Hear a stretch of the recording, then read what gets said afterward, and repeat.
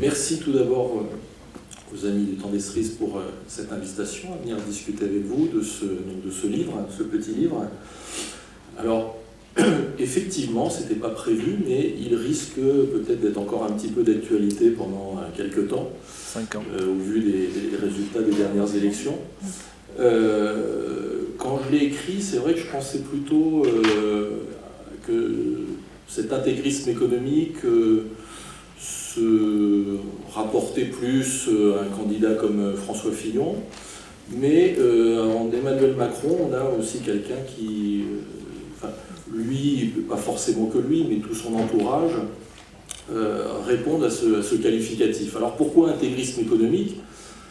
Moi je suis parti, j'ai ouvert mon dictionnaire et puis j'ai regardé la définition de l'intégrisme. Qu'est-ce que c'est que l'intégrisme ? Et l'intégrisme, eh bien, si on lit dans le dictionnaire, c'est une attitude et une disposition d'esprit de certains croyants qui, au nom du respect intransigeant de la tradition, se refusent à toute évolution. Alors en tant qu'économiste, ça a eu un écho chez moi parce que, alors évidemment vous aurez compris que moi je suis plutôt du côté des économistes hérétiques, qui commencent à avoir un peu chaud, parce que le bûcher se rapproche. Et donc, ça a eu un écho à mes oreilles parce que c'est un peu ce que l'on vit dans la communauté, dans notre petite communauté universitaire des économistes, à savoir un courant dominant qui, alors pour faire simple, on va dire le courant néolibéral, libéral ou néolibéral, comme on l'appelle aujourd'hui, ou ordolibéral, on pourra revenir peut-être sur les distinctions. Et ce courant-là qui, à longueur de temps, nous vante les mérites du marché. Et donc, alors vous avez des tonnes de papiers, des tonnes de textes économiques, d'études scientifiques ou qui ont le vernis scientifique, qui nous montrent que le marché c'est génial, que le marché c'est la solution à tous nos problèmes, que du coup l'État doit s'effacer, que l'État doit se concentrer sur ses missions régaliennes, que l'État, alors ça c'est l'ultralibéralisme, le néolibéralisme, on pourrait rapprocher ça de l'ordolibéralisme. Alors l'ordolibéralisme, c'était une doctrine qui a été élaborée dans les années 30 en Allemagne.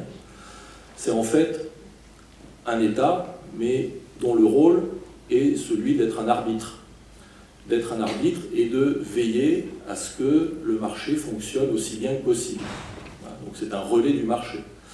Il y a une autre vision de l'économie, la vision qui est issue donc, de l'économiste anglais John Maynard Keynes, donc vision dite keynésienne, plus interventionniste. La vision de Keynes, c'est celle qui est à la base de l'État-providence, que l'on a connu au lendemain de la Seconde Guerre mondiale.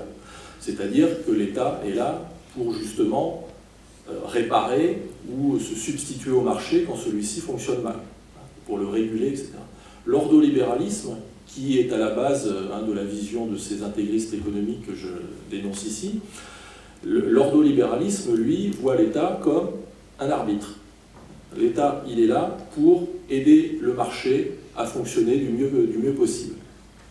Donc vous voyez que la logique n'est pas du tout la même. D'un côté, on vient se substituer au marché parce que par lui-même il fonctionne mal. De l'autre côté, on aide le marché, on prend des mesures visant à favoriser les ajustements de marché. Donc l'État n'a pas un rôle moteur, mais a simplement un rôle d'arbitre. Alors, pourquoi ce marché, je l'ai qualifié, ça fonctionne un peu comme un dieu, parce que, je ne sais pas si vous écoutez, vous regardez votre télé, vous écoutez à la radio, vous lisez des journaux, des magazines, régulièrement, vous entendez que les marchés, principalement quand on parle des marchés financiers, la bourse, alors les marchés pensent que, les marchés souhaitent que, bon, c'est pareil, c'est comme Dieu, personne ne l'a vu, mais il y a des types qui passent leur temps à vous prêcher sa bonne parole à partir donc d'évangiles,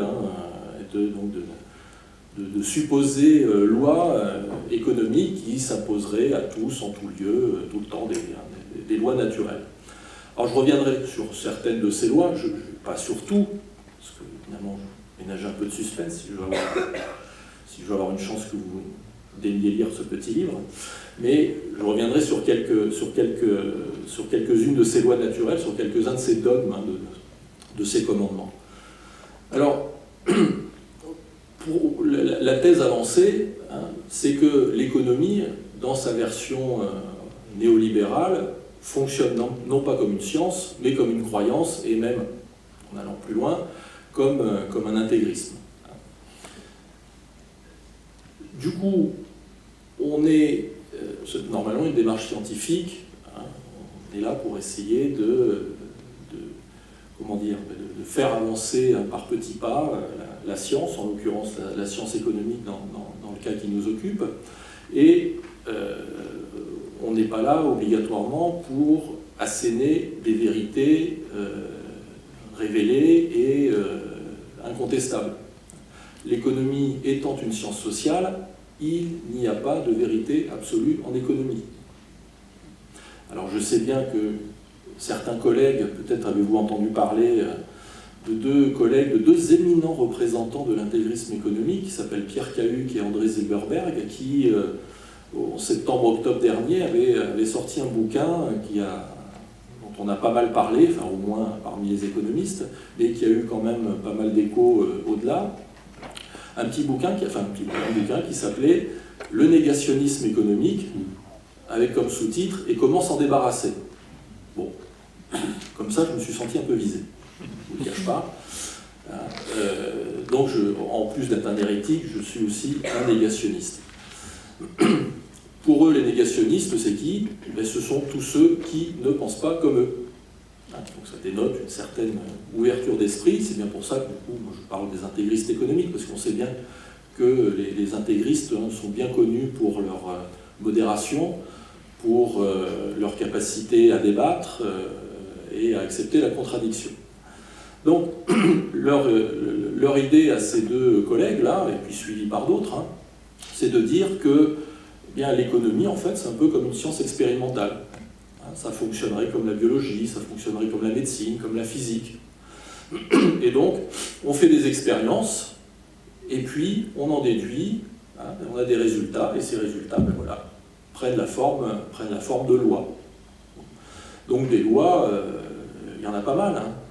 Peut-être que vous ne les connaissez pas toutes, mais par exemple, il y a certaines lois qui sont inscrites dans les traités européens aujourd'hui. Vous savez, la Banque Centrale Européenne doit lutter contre l'inflation. Voilà. Ça, c'est une loi. L'inflation, c'est mal. Quelqu'un est contre? Non, c'est comme ça. La loi de l'offre et de la demande. Hein, tout le monde connaît ça, la loi de l'offre et de la demande. Hein, on enseigne ça en première année à l'université. Hein, vous avez des belles courbes entre les prix et les quantités. Donc, la loi de l'offre et la demande, ça dit quoi? Ça dit que quand les prix augmentent, l'offre d'un bien va augmenter, et quand le prix augmente, la demande d'un bien va diminuer. Si c'est plus cher, vous allez moins acheter, vous allez moins demander. Si c'est plus cher, au contraire, et que vous produisez ce bien-là, vous allez essayer d'en vendre plus. C'est ça la loi de l'offre et la demande. Et donc, les intégristes économiques nous disent par exemple que cette loi, elle s'applique partout, hein, en tout temps, et que voilà, ça régit nos vies. Bon, c'est une sorte de loi naturelle. Sauf que ça, c'est faux. Je ne sais pas s'il y a des étudiants d'économie dans la salle, mais désolé de toucher peut-être quelques cours. Alors, c'est faux au sens où c'est pas une loi. Parce que si c'était une loi, ça voudrait dire que ce serait vérifié en tout temps, hein, en tout lieu. Hein, comme la loi de la gravité. Hein, si je lâche mon stylo, il tombe. Bon. Et je peux le faire autant de fois que je veux, il va tomber. Mais la loi de l'offre et la demande, c'est pas une loi parce que c'est pas vrai tout le temps. Alors ça marche dans certains cas, bien sûr.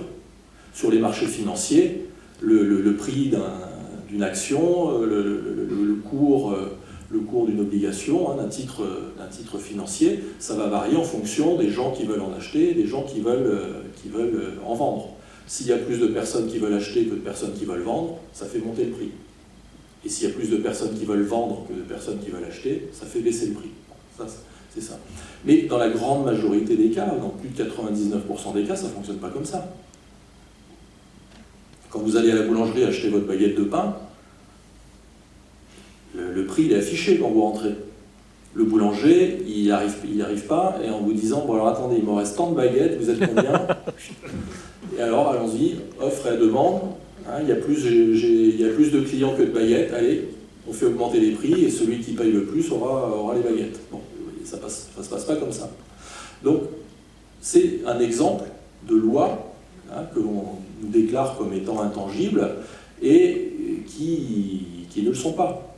L'histoire de l'inflation qui, par définition, est le mal absolu, eh bien, on peut l'expliquer. Hein, on peut expliquer pourquoi on nous vend ça comme une loi à respecter. Parce que l'inflation, ça va être le mal qui rogne les placements et donc l'épargne des agents économiques. Alors, il faut que je fasse une grande parenthèse pour vous préciser les deux grandes façons d'envisager l'économie. La façon keynésienne, la façon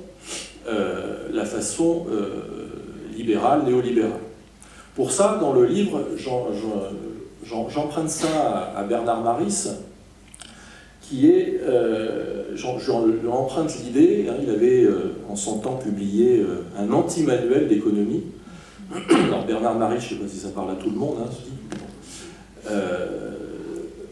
donc Bernard Maris avait publié un anti-manuel d'économie en 2 tomes. Un qu'il avait appelé Les fourmis et l'autre Les cigales. Et j'ai repris cette idée des cigales et des fourmis, hein, la fable de La Fontaine bien connue, pour caractériser ces deux façons de faire de l'économie. Et au travers de cette analogie avec ce rapprochement avec cette fable, il y a une relation en économie qui permet de comprendre toutes les politiques économiques qu'il va y avoir derrière. Cette relation, c'est la relation qui existe entre l'investissement et l'épargne. On va dire, bon, il va nous faire un cours, là, l'économiste, nous saouler. Non, je vais essayer de ne pas être trop technique. Vous allez voir, avec la cigale et la fourmi, on comprend très bien. L'idée, c'est, en fait, c'est pas tant la relation entre épargne et investissement que la causalité qu'il y a entre les deux qui importe. Dit autrement, en économie, est-ce qu'il faut économiser avant de dépenser? D'accord? Donc, est-ce qu'il faut épargner avant de pouvoir réaliser des investissements? Parce que c'est ça qui est créateur de richesse, si ça fonctionne bien. Ou est-ce qu'au contraire, on investit en s'endettant et le produit de cet investissement, ce qui nous reviendra, ben, ça constituera une épargne. Donc, quelle est la relation de causalité? Alors, les keynésiens, ce sont les cigales. Eux, ils dépensent d'abord. C'est-à-dire, l'investissement, on s'endette d'abord pour faire de l'investissement. Alors, lorsqu'on investit, que l'investissement soit privé ou public, hein, peu importe, mais cet investissement-là, il va donc se traduire par quoi? Par l'achat de biens et de services à d'autres entreprises, par l'embauche de salariés, donc par la distribution de revenus à des entreprises, à des ménages. Ces entreprises et ces ménages vont se servir de ces revenus, ben, les entreprises elles-mêmes peut-être pour investir, donc pour continuer cette chaîne-là d'investissement, de production, d'emploi, d'embauche, et les ménages, ben, eux, ils vont consommer. Et cette consommation, cette demande, ça représente autant de débouchés pour les entreprises. Et les keynésiens disent, et c'est ça, hein, qui est le moteur de l'activité économique, et donc on va avoir un effet amplificateur, Keynes parle de multiplicateur, c'est-à-dire que si j'investis une unité, cette unité va ensuite circuler dans l'économie, et elle va créer un multiple, hein, de richesse. Donc, mais cet investissement, il repose sur un endettement initial. Si l'investissement fonctionne bien, il va créer plus de richesse qui permettra de rembourser l'unité monétaire empruntée au départ, et il restera autre chose qui permettra de réinvestir, d'embaucher plus. Il y en a, On suppose qu'on va avoir une spirale positive. Les fourmis voient les choses de manière totalement différente.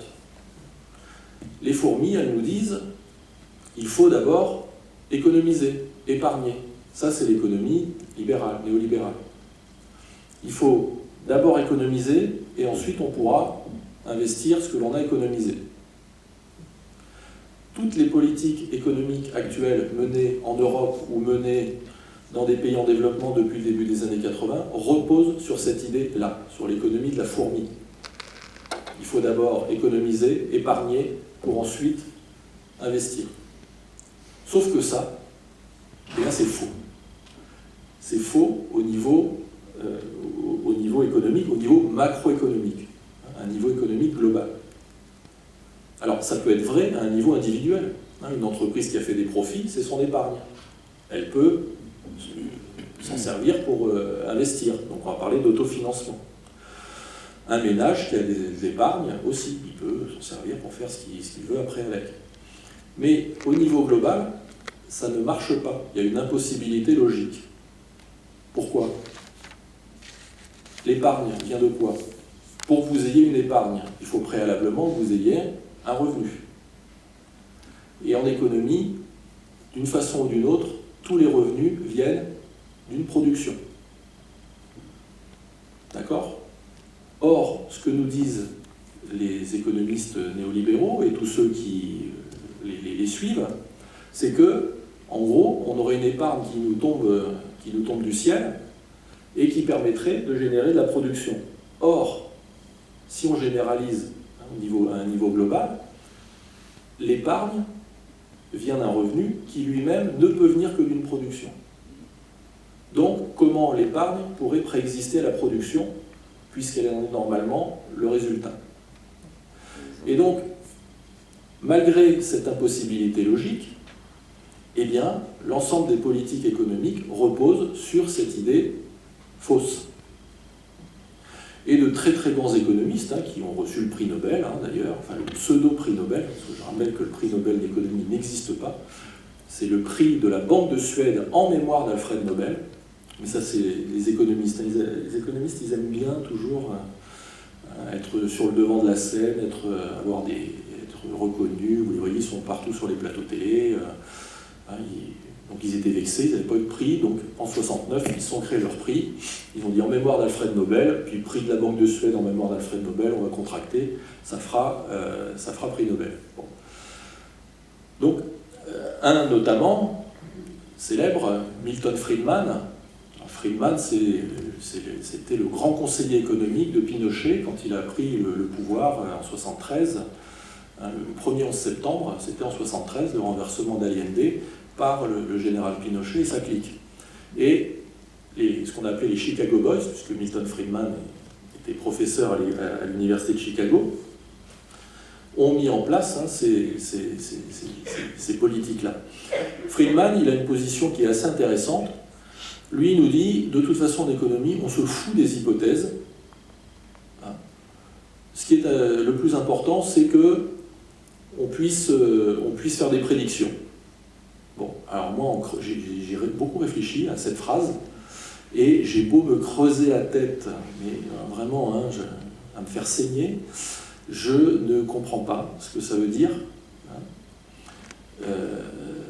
Comment vous pouvez donner des recommandations de politique économique sensées à partir d'hypothèses complètement farfelues. C'est un peu comme si vous utilisiez une carte routière.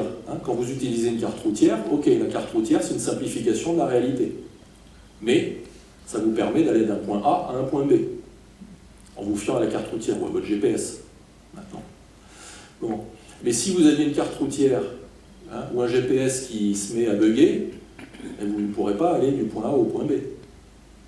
Pourtant, l'économie dominante nous dit, bon, les hypothèses, c'est pas grave, elles sont pas réalistes, le tout, c'est d'avoir un modèle qui fonctionne bien, même si les hypothèses sont pas réalistes, le tout, c'est que ça fasse de belles prédictions.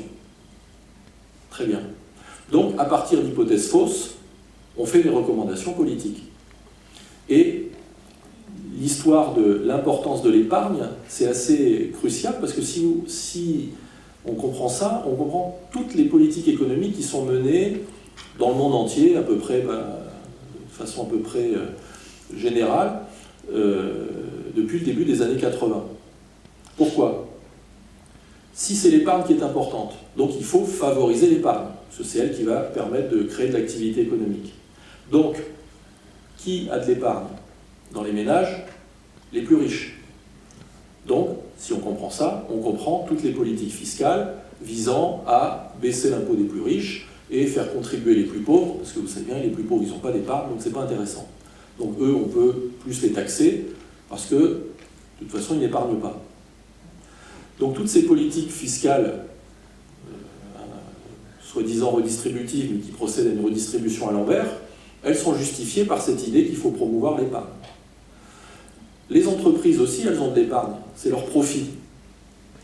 Donc s'il faut favoriser l'épargne, donc les profits des entreprises, ça veut dire quoi? Ça veut dire réduire les coûts des entreprises pour, justement, que la différence entre leurs recettes et leurs coûts soit aussi grande que possible. Et là, vous avez toutes les politiques dites de compétitivité. Alors, on appelle ça comme on veut. On baisse les charges, vous savez, les charges qui sont des cotisations et non pas des charges. Mais toutes ces baisses de cotisations sur les entreprises, baisse d'impôts sur les entreprises, ces politiques dites de compétitivité, politiques d'offre. L'État aussi, lui aussi, il faut qu'il ait une épargne. Alors à quelles conditions l'État a une épargne? Il a une épargne lorsqu'il a un excédent budgétaire. Alors ok, l'État n'a pas d'excédent budgétaire depuis bien longtemps, mais au moins la logique derrière cette approche néolibérale, c'est de dire qu'il faut que l'État réduise son déficit budgétaire autant que possible, avec les politiques d'austérité bien connues, baisse des dépenses publiques, autant qu'on peut. Il y a deux façons de faire de l'austérité, enfin de réduire un déficit budgétaire. C'est par la baisse des dépenses publiques ou par la hausse des impôts. Et ça, c'est intéressant parce que, j'y reviendrai peut-être un petit peu plus tard ou dans la discussion, il y a là une petite marge de manœuvre. Parce que selon que vous décidez, pour réduire votre déficit budgétaire, d'augmenter les impôts ou de baisser les dépenses publiques, eh bien, vous n'êtes pas du tout dans la même logique. Augmenter les impôts, ça veut dire que vous faites croître la taille du budget de l'État. Donc que l'État, vous le renforcez. Baisser les dépenses publiques, au contraire, ça veut dire que vous faites une petite cure d'amaigrissement à l'État. Donc il va se désengager de tout un tas d'activités qu'il prenait en charge jusqu'à présent. Donc l'orientation n'est pas du tout la même. Et bien évidemment, nos amis intégristes économiques, eux, ils sont à fond sur la baisse des dépenses publiques. Donc, il y a ça. Et vous avez également, si on n'arrive pas à se financer, à trouver suffisamment d'épargne à l'intérieur du pays, on peut faire appel à l'épargne étrangère. Et là, du coup, eh bien, faire appel à l'épargne étrangère, eh bien, ça veut dire, là aussi, ouvrir les économies, libéraliser pour attirer cette épargne étrangère autant que possible. Donc, avec cette idée que l'épargne est le moteur de l'économie, on peut en déduire toutes les politiques libérales, néolibérales qui sont appliquées depuis des années et des années, qui sont à la base de la construction européenne, qui sont appliquées donc dans nos pays, etc. Vous avez peut-être déjà entendu que notre nouveau président de la République, à peine élu, Jean-Claude Juncker, lui a rappelé que la France dépense trop et qu'il va falloir veiller à dépenser moins. Donc il a déjà sa feuille de route en provenance de la Commission européenne. Bon. Allez, on va lui laisser le bénéfice du doute, on va voir s'il s'y plie ou pas. Une petite idée, mais bon, je la garde pour moi. Donc, vous voyez, c'est qu'à partir d'une idée qui est théoriquement fausse, eh bien, on peut derrière avoir des politiques économiques que l'on nous présente comme étant les seules possibles. Je rappelle, on est dans le fameux TINA de Margaret Thatcher, There is no alternative. Donc, Pourquoi il n'y a pas d'alternative? Eh bien, parce qu'on est dans ce régime-là, hein, ce sont des lois. Voilà, c'est comme ça. L'État, hein, la dépense publique, c'est mal. La dette publique, c'est mal. La dette privée, par contre, on s'en fout. Mais regardez tout ce qu'on raconte à propos de la dette. Alors ça, c'est un sujet inépuisable. La dette publique. Hein, les intégristes économiques, ils nous font peur tout le temps avec la dette. Hein, je me rappelle d'avoir vu des émissions là, avec Pujadas, où vous aviez des compteurs, et puis pendant l'émission, on interroge le type, et on voit le chiffre qui tourne comme ça, qui s'emballe, là, la dette qui augmente, et voilà, en 1 heure d'émission, on a pris ça de dette en plus. Enfin, voilà, je suis au bord de l'évanouissement. Bon. On entend aussi, vous savez, les trucs du type chaque enfant qui naît aujourd'hui naît avec une dette de, alors c'est environ, selon les estimations, c'est à peu près 30 000 €. Bon, ça n'incite pas à faire des gosses comme ça. Hein. Pour les plus jeunes, je comprends que dire dès qu'il va naître, déjà tu me coûtes 30 000 balles. Bon. Alors ça, c'est le genre de trucs qui sont des absurdités sans nom, qui sont complètement débiles, hein, où l'idée, la dette publique représente, on va bientôt arriver à, vous savez, il y a des ratios super intelligents, hein, on rapporte la dette publique sur le PIB, donc là, le PIB, c'est la richesse créée par un pays au cours d'une année, bon, et donc on dit, voilà, oh là là, on arrive en France près de 100%, et puis on vous dit, hein, 100%, 100%, et 100%, ok, d'accord, à part que c'est un chiffre rond, ça veut dire quoi?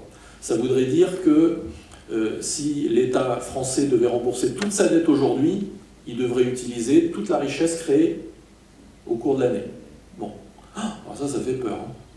Bon, sauf qu'un État ne rembourse jamais sa dette. Voilà, donc déjà... Alors pourquoi un État ne rembourse jamais sa dette? Eh bien parce qu'un État, vous remarquerez que les intégristes économiques, pour bien vous toucher, vous disent, vous font croire que la dette publique, ça fonctionne comme notre dette à nous. Hein. Si on est un peu endetté, on a fait un crédit auprès de la banque, etc., on a des dettes, hein, on vous dit, vous ne pouvez pas être endetté éternellement. Hein. Alors oui, nous on dit, oui, c'est vrai, oui, moi si je suis endetté éternellement, mon banquier va me taper sur les doigts, va me saisir, etc., etc. Bon, d'accord. Sauf qu'un État, c'est pas un ménage. Ça ne fonctionne pas de la même façon. Et il y a 2 caractéristiques principales qui font qu'un ménage n'est pas un État. Alors une caractéristique, désolé, mais la différence entre l'État et nous, en tant qu'individu ou en tant que ménage, c'est que l'État il a une durée de vie infinie. Nous, on a une durée de vie finie. Donc évidemment, avant la fin de notre vie, normalement, on va avoir des pressions pour rembourser nos dettes avant de passer l'arme à gauche. Bon. Mais l'État, en tant qu'institution, il a une durée de vie infinie. Alors, tous les crétins, pardon, je suis filmé, tous les crétins qui vous racontent que l'État est en faillite, par exemple, je ne citerai pas de nom, mais il y a des célèbres qui, Premier ministre, avaient dit qu'ils étaient à la tête d'un État en faillite. Bon, c'est normal après qu'ils repartent vaquer à leurs occupations dans la Sarthe, mais c'est débile aussi. C'est débile. L'État n'est pas en faillite, parce que l'État n'est pas un ménage, mais l'État n'est pas une entreprise non plus. Hein, alors je sais bien qu'on a le président de l'État start-up, mais l'État n'est pas une entreprise. Pas plus qu'un ménage. Bon, alors, la durée de vie infinie de l'État, qu'est-ce que ça implique? Et ça implique que, quand une dette arrive à échéance, eh bien l'État, il retourne sur les marchés financiers aujourd'hui, puisque ça se passe comme ça, il émet des titres, hein, des obligations à long terme ou des bons du Trésor à plus court terme, et voilà, et ceux qui veulent acheter, ils financent hein, le déficit budgétaire de l'État, et ils permettent à l'État de continuer son activité, voire d'investir. Bon. Donc, ce qui importe pour l'État, c'est d'être en mesure de payer les intérêts sur la dette. Quand vous remboursez un crédit, il y a 2 parts. Ce qu'on appelle le principal, c'est-à-dire la somme que vous avez empruntée. Hein, si vous empruntez 100 sur 10 ans, vous remboursez 10 par an. Ça, c'est le principal. Mais vous ne remboursez pas que ça, vous remboursez des intérêts aussi. Donc il y a les 10 plus une part d'intérêt. Pour l'État, ce qui est important, évidemment, il faut quand même rembourser le principal, une partie du moins. Mais à la fin d'un crédit, vous en refaites un autre, bon, ça vous permet, on dit que l'État fait rouler sa dette. Mais pour qu'il fasse rouler sa dette, il faut qu'il ait la confiance de ses créanciers. Donc il faut qu'il paie, qu'il rembourse les taux d'intérêt, parce que les taux d'intérêt, enfin les intérêts payés sur la dette, c'est la rémunération des créanciers. Donc si l'État a fait ça, il trouvera toujours des gens pour lui prêter. Bien. Alors après, la dette, c'est ni mal, c'est ni bien ni mal. Et ce que l'on en fait qui est bien ou mal. Si elle est mal utilisée, évidemment, vous allez avoir du mal à rembourser, vous allez avoir du mal à payer les intérêts. Mais si vous en servez de façon productive et ça crée de la richesse, et votre dette, elle est remboursée et puis ça ne pose aucun problème. Quand bien même vous auriez une dette qui est égale à 100% du PIB. On s'en fout. Enfin, on s'en fout. Si c'est utilisé convenablement. Pour mémoire, le Japon a un niveau de dette par rapport à son PIB qui est de 250%. Bon, on n'est pas en train de s'inquiéter pour les pauvres japonais tous les matins en se levant. Et ça ne va pas plus mal que chez nous. Bon. Les États-Unis sont à 110 environ, bon, voilà, etc., etc. Donc c'est pas un drame. Deuxième différence, c'est que l'État, contrairement à nous, bien lui, pour rembourser, il peut fixer le niveau de ses recettes. Vous, je ne sais pas, moi, j'ai essayé auprès du président de mon université, de lui dire, écoutez, là, je vais me faire un beau voyage d'été, vous pouvez m'augmenter. Bon, retournez en cours et arrêtez de déconner. Mais l'État, lui, il a tout loisir de fixer ses recettes. S'il veut lancer un grand programme d'investissement, j'en sais rien, la transition écologique par exemple, eh bien, il peut dire je vais dépenser plus, mais en même temps, il peut dire je vais gagner plus. J'augmente les impôts, alors après il peut cibler tel type d'impôt, telle catégorie de personnes à mettre à contribution, mais il a cette possibilité-là. Donc c'est aussi important dans la perspective de qui détient la dette. Parce qu'il y a deux types de dettes, dette interne, dette externe. Est-ce que les créanciers de l'État sont des agents résidents du pays ou sont des agents résidents ailleurs dans le monde? Et ça fait une différence. Quand je vous disais que le Japon, 250% de dette sur PIB, mais c'est pas super grave, c'est parce que plus de 90% de la dette japonaise est de la dette interne. Donc, c'est principalement une question de répartition. L'État japonais, ok, il emprunte auprès de ceux qui veulent bien prêter, mais d'un autre côté, par la fiscalité, il peut récupérer auprès de ceux qui lui ont prêté, sous forme d'impôts, de quoi les rembourser. Donc c'est une question de répartition. Et là, l'État, il a un levier d'action. En revanche, quand vous êtes très endetté et que cette dette est principalement de la dette extérieure, c'est là où ça peut poser problème. Parce que vos créanciers externes, ils peuvent dire, dites, maintenant, vous allez me rembourser et ce serait bien que vous meniez telle ou telle politique. Exemple, dans le bouquin j'en parle un peu, je fais référence à cette crise de la dette qui a débuté en 82 dans les pays en développement et qui a été le prélude à l'application de ce qu'on a appelé les programmes d'ajustement structurel ou du consensus de Washington, c'est-à-dire les mesures de politique néolibérale. Alors, tant que c'était en Afrique, en Amérique latine ou en Asie, ils avaient qu'à bien gérer leurs comptes, donc c'était de leur faute. Maintenant que ça nous arrive en Europe, qu'est-ce qu'on fait à la Grèce? C'est ça, c'est de l'ajustement structurel. On fait la même chose. Le Portugal, l'Irlande aussi, un peu, on s'entend. Bon. Donc maintenant, on voit les effets concrets de ce type de politique. Je détaille un peu dans le cas de la Grèce, dans le livre. Donc, deux différences majeures. Et puis, une grande malhonnêteté de la part des intégristes économiques, qui est de considérer la dette uniquement comme un coût.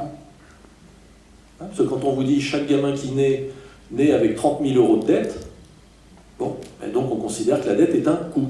Donc l'État s'endette, et ensuite, qu'est-ce qu'il fait? Je ne sais pas ce qu'ils foutent à Bercy, ils font peut-être un feu de camp avec, j'en sais rien. Bon. On a l'impression que la dette, c'est verser de l'eau dans du sable. C'est oublier le deuxième aspect de la dette. C'est que l'État, quand il s'endette, c'est pour faire quelque chose. Alors après, on peut discuter de quelque chose. On peut dire, non, c'est pas là qu'il aurait fallu utiliser l'argent, ça a été gaspillé, ça a été pas suffisamment bien utilisé, etc. On peut tout à fait discuter de ça. Mais en face de chaque dette, de chaque passif, il y a un actif.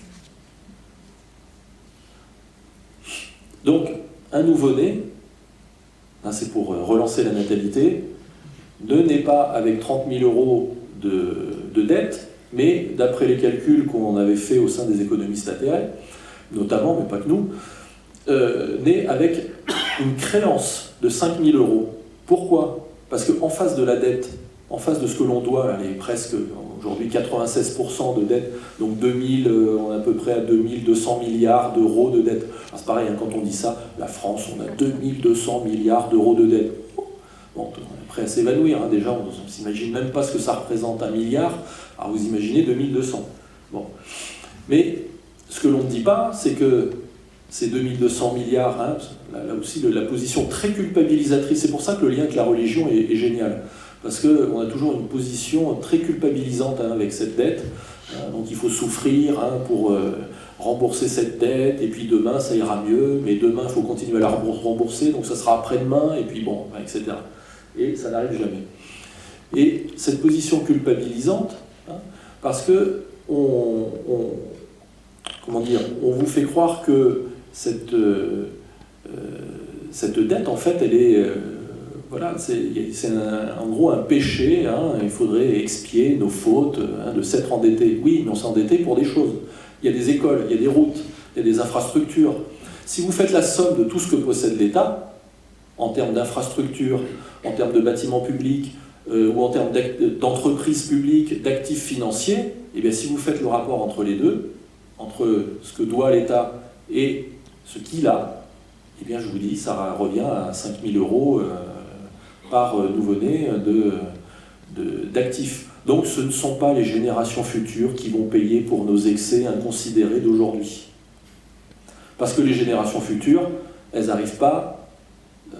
voilà, il y a des choses. Les gamins qui naissent, ben, ils naissent voilà, dans un hôpital.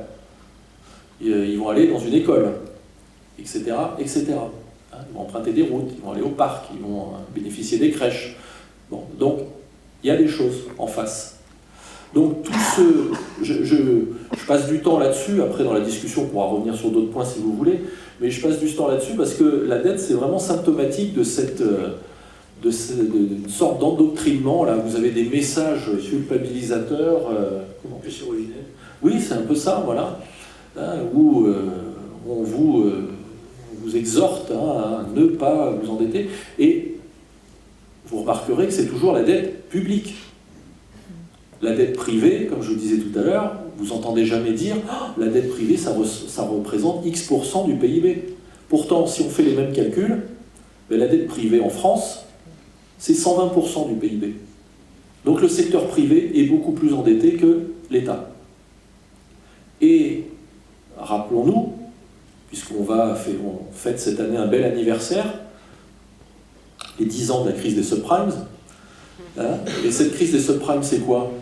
C'est pas une crise de la dette publique, c'est une crise de la dette privée. De ménages américains qui étaient surendettés, qui ne pouvaient plus faire face à leur crédit immobilier. Cette dette-là, cette crise de la dette-là, s'est ensuite transformée en une crise des dettes souveraines. Mais pour quelle raison? Bien parce qu'on a fait fonctionner l'adage préféré du capitalisme, privatisation des gains, socialisation des pertes. Que s'est-il passé aux États-Unis depuis le début des années 80? Les revenus diminuent en moyenne par an. Le revenu des 99% les moins riches, donc il n'y a pas que des pauvres là-dedans, a baissé aux États-Unis. Seul le revenu des 1% les plus riches a, en moyenne, par an, sur les 35 dernières années, augmenté. Donc, et comme il faut toujours, pour que la machine tourne, la machine économique tourne, il faut que les gens consomment. Et donc, comment vous faites en sorte que les gens consomment toujours plus, alors que leur revenu diminue? Eh bien, vous leur dites, mais endettez-vous.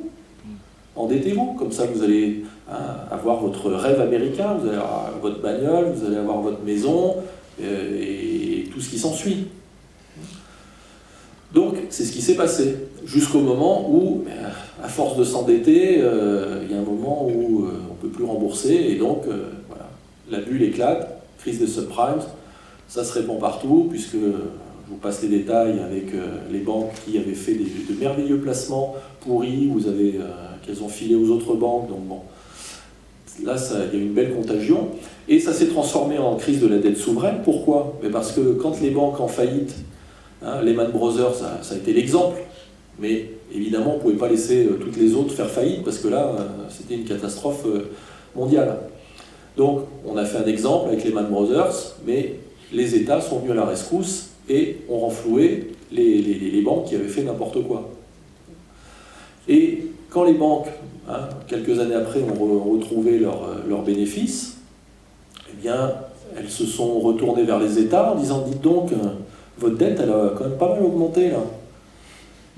Donc, il faudrait quand même faire attention, il faudrait serrer la ceinture un peu, baisser les dépenses, et régler cette question-là. Ah oui, mais si on s'est pas mal endetté, c'était pour vous sauver. Ah bon, non, oui, non, mais bon, c'est comme ça, vous êtes endetté, des agences de notation, vous savez, les triple A, les triple B, triple BUS, enfin tout ce que vous voulez, mais toutes ces notes qui ont valeur, là aussi, de parole d'évangile. Donc, maintenant, ça se transforme en crise de dette souveraine. Et là, c'est assez intéressant parce que, du coup, qui, au final, paye pour cette crise-là? Eh bien, tous ceux qui n'y sont pour rien, c'est-à-dire vous, moi, et puis un peu partout dans le monde, nos équivalents. Nous, on n'y est pour rien, mais au final, on nous dit aujourd'hui, les États, cure d'amaigrissement, et ça va permettre de régler la dette publique. Et ça aussi, c'est une croyance qui est ancrée, et à force, parce que vous savez, le mécanisme de la propagande, c'est qu'à force de répéter quelque chose de faux, mais à force de le répéter des milliers de fois, ça devient une vérité. Donc on arrive à nous faire croire que, alors la dette publique c'est une horreur absolue, qu'il faut absolument baisser cette dette publique, bon, et donc qu'il faut, pour l'État, se désengager d'un certain nombre d'activités. Et qui va bénéficier de ça? Eh bien les mêmes qui ont pris, qui ont fait de l'argent avec le marché immobilier américain ou avec autre chose, qui, quand ça ne va pas, vous savez, en vertu de l'adage « too big to fail », trop gros pour tomber, donc comme on parle d'agents systémiques, c'est-à-dire que s'il y en a un qui tombe, il y a un risque d'effet domino qui mettrait tout le système par terre, donc on est obligé de les aider et de ne pas les laisser, faire faillite. Bon. Mais en vertu de tout ça, donc, on réduit la place de l'État. Alors, je ne suis pas en train de faire l'apologie de l'État non plus, en train de dire que l'État c'est bien, il fait tout bien, etc. Non. Mais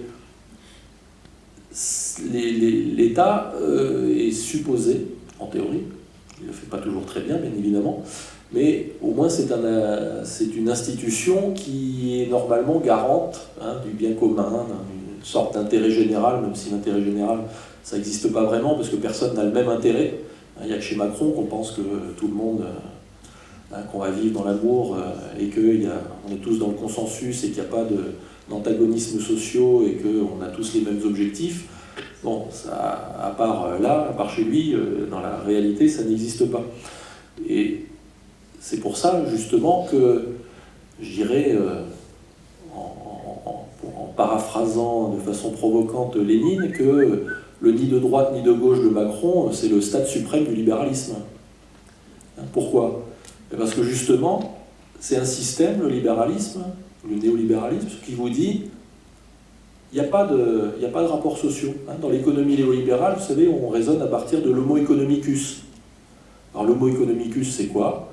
C'est un mec super bien, enfin un mec ou une femme, un homme ou une femme, mais quelqu'un de très bien, dont l'unique activité dans la vie, c'est de regarder, pour chaque décision, de faire la balance entre les avantages et les inconvénients. D'accord?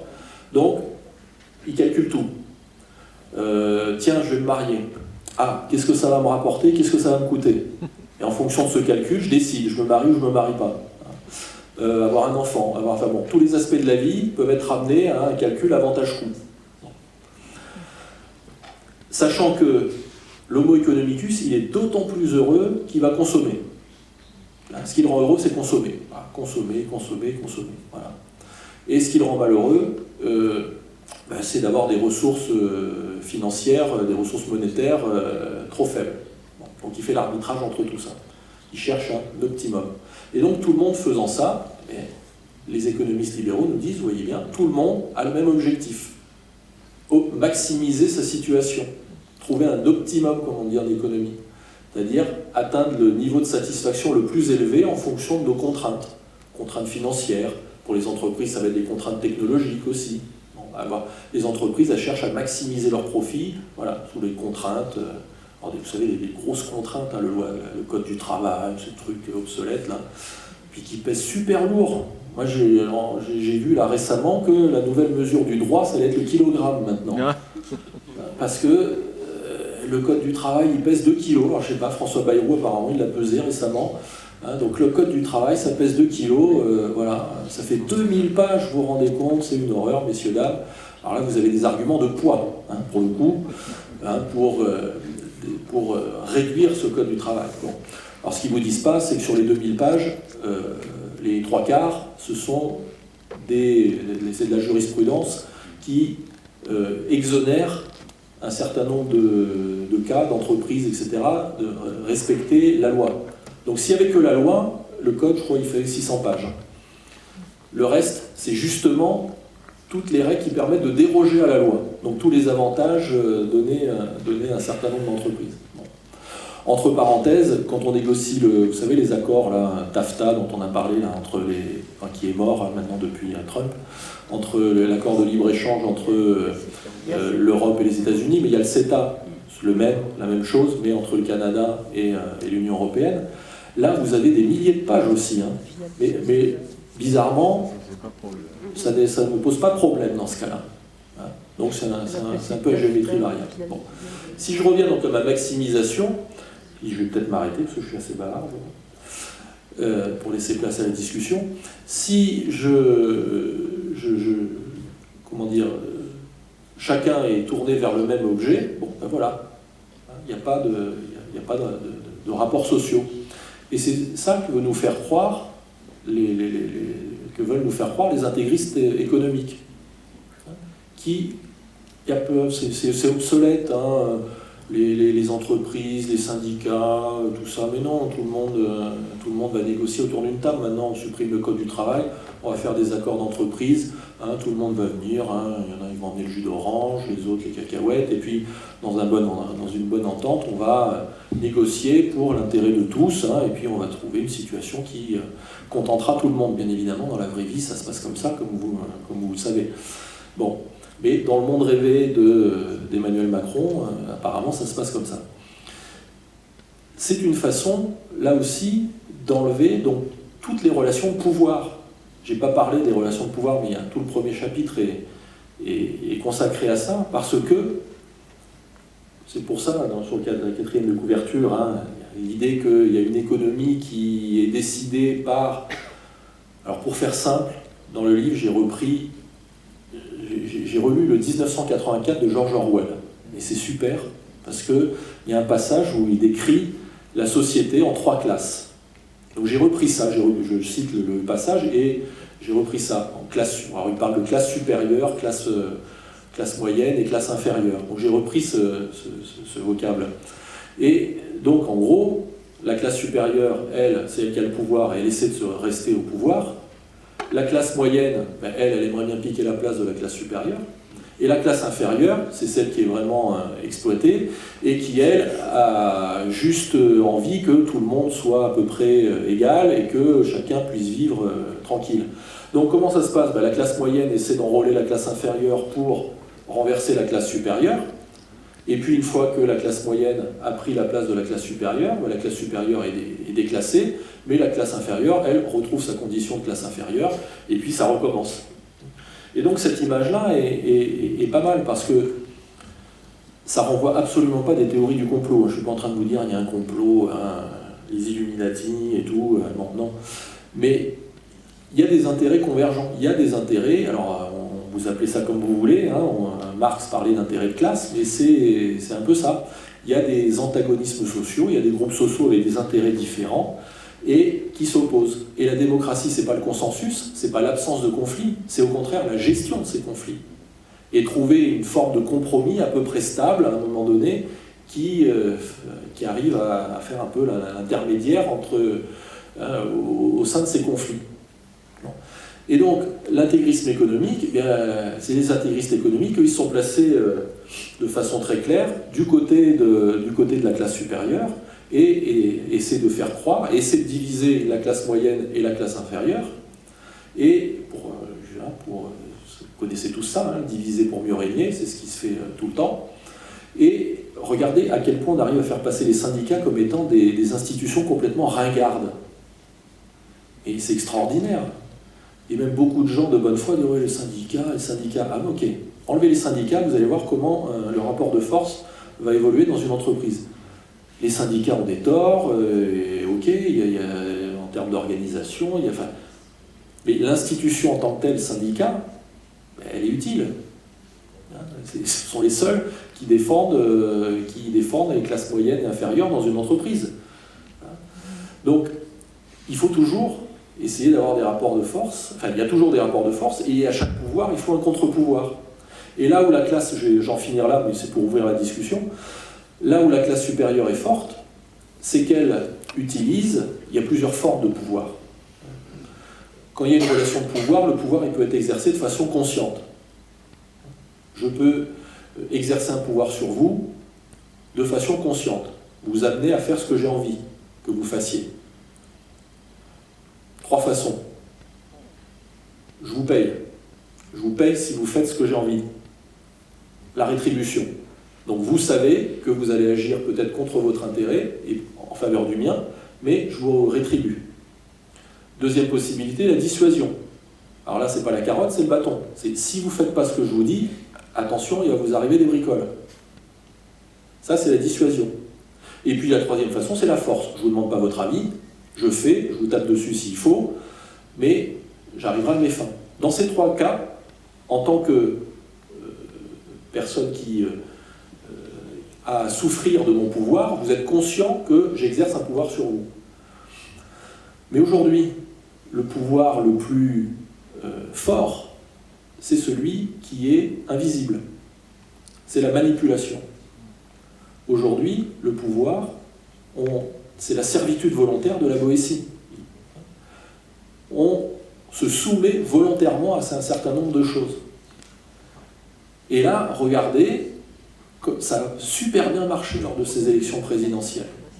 Toute la machine médiatique s'est mise en marche pour nous fabriquer du Macron jeune, beau, intelligent, enfin il a toutes les qualités ce garçon, hein, il est drôle, c'est peut-être un très bon camarade, j'en sais rien, je ne le connais pas personnellement, je ne doute pas qu'humainement c'est quelqu'un de peut-être super sympa et tout ce que l'on veut, mais vous avez toute une machine médiatique qui s'est mise en marche pour le coup, hein, derrière, là, il y a eu une promo quand même, il y a une campagne de com derrière cette candidature, avec le message martelé en boucle que Marine Le Pen, c'est sûr, elle sera au second tour. Donc ça, c'était un acquis, c'était plus la peine. Elle sera au second tour. Bon, évidemment, à force de le dire, elle est arrivée. Mais, donc, en face, qui va être le rempart contre le Front National? Bon, c'était Fillon ou Macron. Bon, Fillon, un petit accident de parcours. Allez, Macron. Pas Mélenchon, parce que Mélenchon égale Le Pen. Vous avez remarqué, avant le premier tour, Mélenchon égale Le Pen, dans l'autre tour, et alors, Mélenchon égale Le Pen, mais il ne t'appelle pas à voter contre Le Pen. Bon, enfin, il y a des trucs qui étaient un petit peu étranges. Mais tout ça s'est mis en route, non pas, là encore, c'est pas du tout un complot, mais c'est qu'il y a des intérêts communs là-dedans. C'est que Macron, il propose une politique qui va pas mal aider les 7 ou 8 grands milliardaires qui possèdent 95% des médias privés français. Et donc, évidemment, ils ont plutôt intérêt à ce que ce soit lui que Mélenchon ou Marine Le Pen ou je sais pas qui. Bon. Donc, vous avez eu tout ça. Voilà. Et cette manipulation-là, hein, on a tellement bien arrivé à nous faire comprendre et accepter que le seul rempart, le rempart le plus efficace contre Marine Le Pen, c'était Macron, que évidemment, vous avez plein de gens de gauche qui sont allés voter Macron, disant oui, c'est quand même ça. Et puis dans l'entre-deux-tours, on s'est aperçu que non, finalement, c'était peut-être pas ça. Et puis, en gros, on a voté pour la cause de la montée du Front National, parce que ce sont ces politiques libérales menées depuis maintenant une bonne trentaine d'années. Alors, je ne vais accuser personne en particulier, parce que ça a commencé avec Mitterrand. À partir de 83, le tournant dit de la rigueur, c'est le tournant du libéralisme. C'est intéressant de noter que c'est sous un gouvernement de gauche, le gouvernement de Laurent Fabius, avec Pierre Bérégovoy, ministre de l'économie et des finances, qu'a été mise en place la libéralisation financière en France, qui a été ensuite accélérée par Chirac, Balladur et compagnie. Mais ce sont ces politiques-là qui, par définition, sont des politiques inégalitaires. Le libéralisme, par définition, c'est inégalitaire. Donc si vous n'avez pas une institution qui fait en sorte que les perdants de ce jeu, si tant est qu'on parle de jeu, que les perdants de ce jeu continuent d'accepter de jouer, là, il faut les dédommager un peu.